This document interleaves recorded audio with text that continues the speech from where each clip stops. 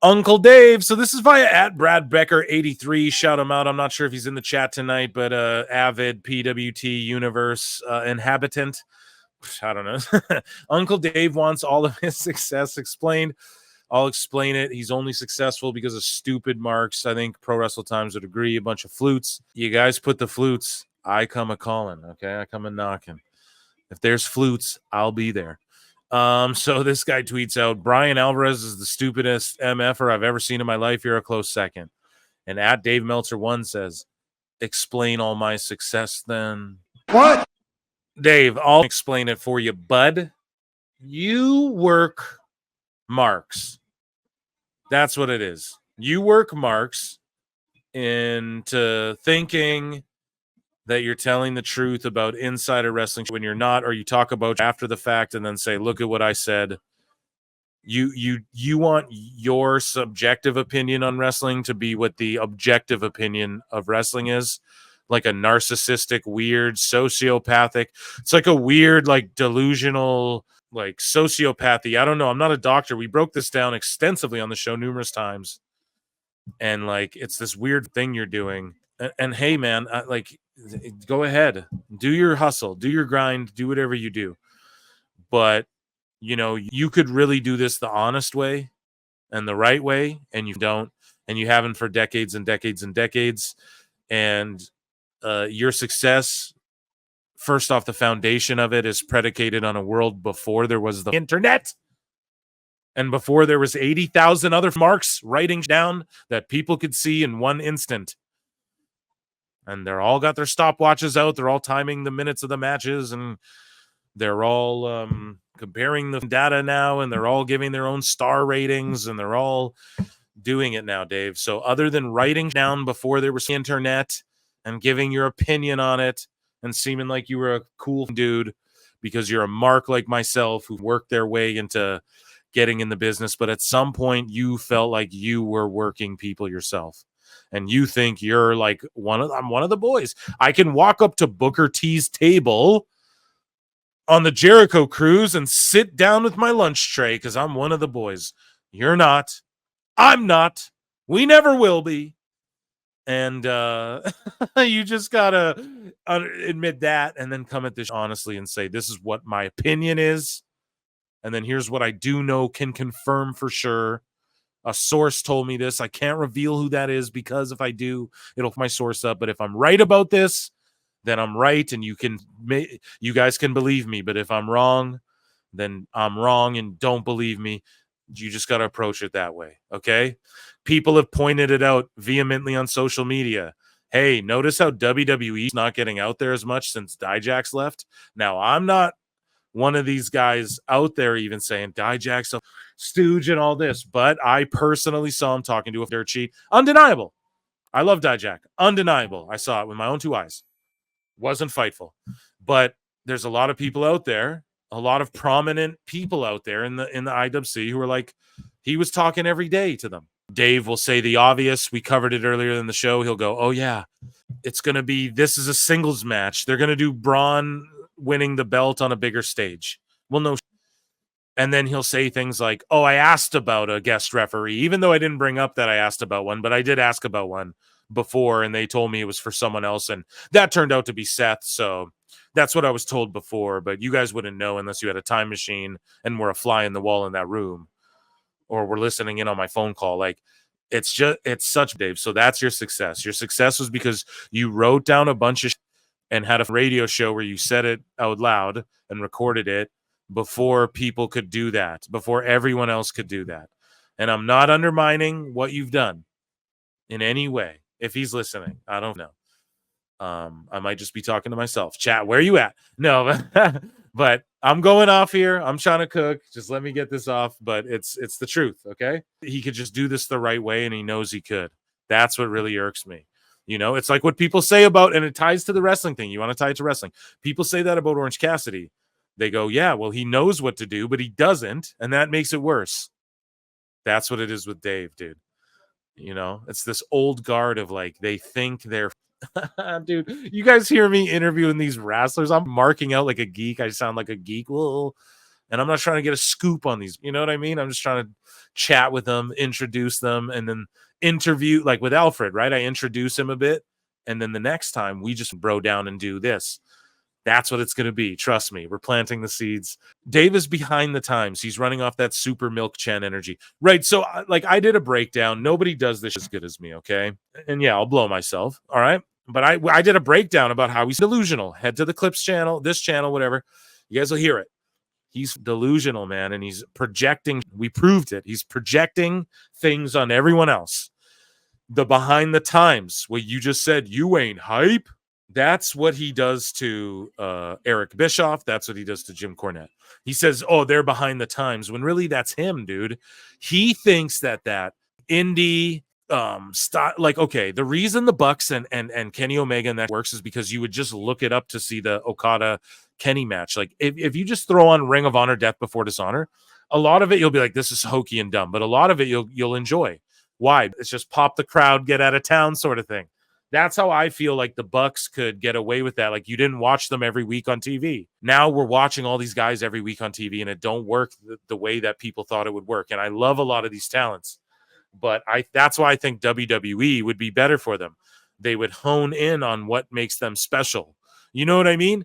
And it would elevate them, but instead they have a vendetta against WWE because of the old guard. Well, the old guard ain't there. And Dave is still on this mentality. Like, he still talks about WWE like it's 2008. It is goddamn not. It isn't. I'll say it. Dijak is a stooge. See, I'm not talking, but other people pointed it out. Go check it out. Smack Talk Hotel. You go to these other like prominent, IG accounts or Twitter accounts that keep it real, and they're like, damn, notice like not a lot of WWE's been getting out. Hey, what did I tell you guys? Like, I'm not ever gonna be like, dude, I saw it with my own eyes if I didn't. I'm not an asshole like that, guys. I just wouldn't do. I'm trying to have fun and tell you guys the truth together. We're trying to figure it out together. We're in this together, guys. Okay. So we're trudging through all this. You guys are suffering through this with me. And then so Dave Meltzer, he gets another flute, guys. We're playing flutes tonight. I told you. Here we go. Meltzer on CM Punk's current WWE status. Quote, there's a story, except, actually, going around, about, Brian, Phil, CM, Punk Brooks, renegotiating his, contract. Tony Khan. And it's really like, I like, being overblown. So his contract's really being overblown. So Punk wants all this money. Wrong. What happened was CM Punk came in and they had a short-term deal, which is expiring now. There are rollovers in the deal, so there's not like a hurry that they have to sign him. The deal does go longer, but they knew all along that right around now they'd be renegotiating deals. Well, good for them. And Punk's going to get a deal, and it's going to be all good. And he said it in interviews. In all these interviews, Punk's like, I want to stay with WWE forever. The rumors are he's just going to, like, take over NXT. It'll be like him, Shawn Michaels, William Regal. They'll be like Albert. They'll be training the next crop. That's, like, what he wants to do, like 5 years left or something, 3 to 5. And then he's just going to, like, run NXT and everything. And I talked about it on the show, on the last live show, with Dose and Awful. I believe that AEW was like a coming to Jesus, awakening, growing up, maturing moment for Punk, where he realized, like, holy, this is the future of wrestling. This is what they say the revolution is. Not on my watch, dude. So CM Punk goes, hey, Dave, really? Dave. Liar! Liar! Tell us what you know, you goddamn liar! Punk goes, I used to rush to defend myself against false accusations, but now I watch to see who believes it, so I know who to cut off first. That's from Ice-T. If you're on Instagram, Punk's always like an Ice-T, because who doesn't? The original gangsta. And, yeah, dude, Ice-T, a great quote. I agree with this fully as well, man. I love this. This speaks to me as well. CM Punk, boom, like he used to let it bother him a bit, and then Julian Weeks says CM Punk said somebody's lying. Cornette versus Meltzer fight. So Meltzer said what sent this to me. This is from 2020, but he felt the need to send it to me, so I feel the need to do it on the show.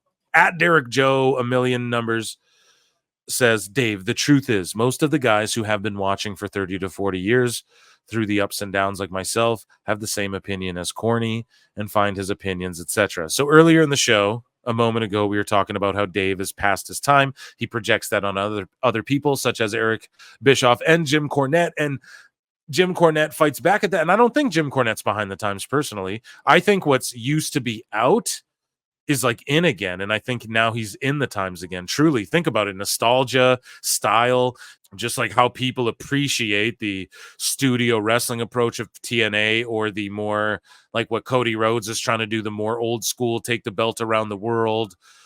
You know, oh, the wrist is hurt, brother. I'm coming in with the cast, and he's got the arm lock, you know, like it's just old wrestling. So anyways, Cornette responds perfectly too. He responds perfectly. This is years ago. So, you know, we'll give Jim an X-Files because he's seeing the future on shit. And so, oh man, Jim goes, Dave, you're senile, which is so goddamn like perfect. This is years ago. Jim's calling him senile, which a lot of like even myself we're just catching on. Like, no, Dave's senile. It's too many spots. It's blatantly phony silliness and mocking the business right out in the open. And you know that, but you continue along here. And you know that, but you can't get off Olivier's jock. But you can't get off Olivier's jock and just admit it. For sakes, act your age, not like a Japanese schoolgirl. # Rio. Oh my God. Oh, Cornette, like you just don't want to joust with him, bro. He slices, he dices. You guys ever see Ninja Turtles when he's cutting the pizza in the air? And that's Jim Cornette, dude. When you mess with that, he's Shredder. When you mess with him verbally, you know, you just don't even want to go there. So, and in writing and in print, clearly as well, because he's just coming with heat. So Meltzer goes, you mean like a manager with a tennis racket? Oh, Dave. Oh my God. Oh my God. Where's my drink? This is what I mean. You can't ever like to undermine the contributions of a Jim Cornette. Oh, like the tennis racket. Like that's like saying to the Undertaker, oh, you mean like a zombie dead guy? Yeah, like that's the most over that ever got over. The most over manager, the greatest manager of all time, some would say. One of them for sure, top 2, 3. If he's not in your top like 3, what the and man, it's crazy to undermine like your feelings are hurt, dude. If Jim called me senile and stupid, I would just probably take my licks and bow out. I don't know, it depends. I don't think it would come to that because I'm not a blithering idiot like this who would be so pompous that I would undermine. That's like going up to Kane and being like, oh, what, like a Michael Myers dead guy mask? Oh, yeah, bro. You know, you mean that gave up business for you to even make up about every week? Jesus, dude, this is embarrassing. This is crazy. This is a good little warp in the time machine. I'm glad Meltzer said what sent DM me this. So, how come that doesn't happen in boxing? Sorry, let's read Meltzer's here. Racket and a tag team that crawls on its hands and knees to the manager to hug in the middle of a fight. How come that doesn't happen in boxing and MMA? Well, actually, Manel Cap did a weird thing tonight where he like bent down and was like kind of touching and crawling the ground, and then when the guy came in on him, he just like tried to sucker punch him. So I don't know, Dave. Actually, that just happened today, kind of. So you're dumb. But Jim will cook him better than I can. So Jim hits him back and goes, more like an asshole who lies because he desperately wants to hang out with the cool kids so people don't say he's out of touch. Boom. Don't even need to say more. And sacrifices all his credibility to say Harpo Marx is Frank Gotch. And Harpo Marx, that's Kenny, right, guys? Right, chat? Man, I like Kenny, so I'm not gonna you know he sucks, Dave, and I guess you do too. You lose my number. Oh, see, they were friends at one time. That's what's crazy. That's what's sad. Look at what AEW did to friendships, to Luke Perry's son. Has ruined friendships, man. Pretty crazy. It's kind of sad, actually, but oh well.